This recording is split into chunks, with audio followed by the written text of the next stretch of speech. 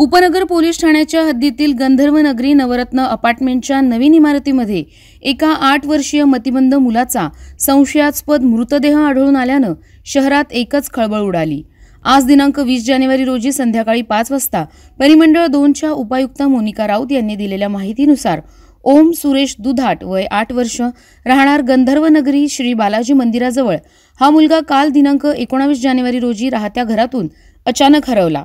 त्याचा सर्वत्र शोध घेऊनही तो मिळून आला नाही। रात्री उशिरा त्याचा मृतदेह गंधर्व नगरी येथील नवरत्न अपार्टमेंटच्या इमारतीच्या डकमध्ये सापडला।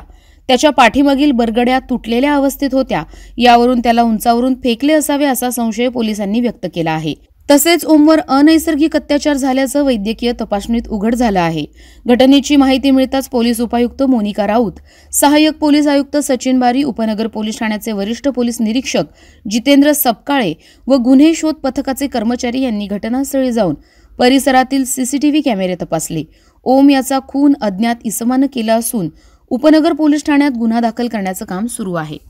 उपनगर पोलीस स्टेशन या ठिकाणी गंधर्व नगरी या ठिकाणी एक कन्स्ट्रक्शन साइट सुरू आहे।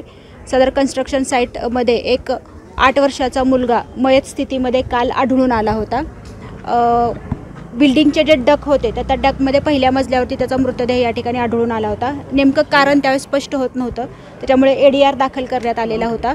आज सकाळी त्याचा PM या ठिकाणी करण्यात आलेला आहे आणि PM रिपोर्टवरून आम्हाला असं कळालेलं आहे की त्याचा जो मृत्यू झालेला आहे तो त्याला बरगड्या, त्याच्या पाठीमागच्या साईडच्या ज्या बरगड्या आहेत त्या तुटून झालेला आहे आणि त्याच्या बाबतीमध्ये काही अनैसर्गिक अत्याचार झाल्याची देखील घटना या ठिकाणी समोर आलेली आहे।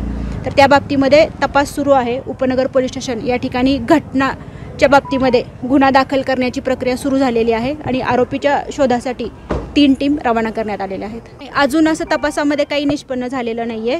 तपास सध्या पूर्णपणे प्राथमिक स्वरूपामध्ये आहे। नाही, अजून त्या बाबतीमध्ये काही तपास पुढे आलेला नाहीये। आता तपास फक्त प्राथमिक स्वरूपामध्ये आहे। आम्ही PM रिपोर्ट प्राप्त केल्यानंतर आम्हाला ही घटना घडलेली आहे आणि आम्ही टीम रवाना केली। नाही, जो मुलगा आहे तो मूक आणि बधीर असल्याबाबतची माहिती समोर येते आहे। त्याबाबत आम्ही त्याचं स्कूल लिव्हिंग सर्टिफिकेट किंवा हे या ठिकाणी प्राप्त करत आहोत। नाही, गायब नव्हता झालेला घरातून। ह्या कन्स्ट्रक्शन साईटवरती मजुराचं काम ते या ठिकाणी करत। त्याचे आई वडील, त्याचा आणि तो मुलगा आणि त्याचा एक भाऊ पण आहे, तो इथं या ठिकाणी राहत होता।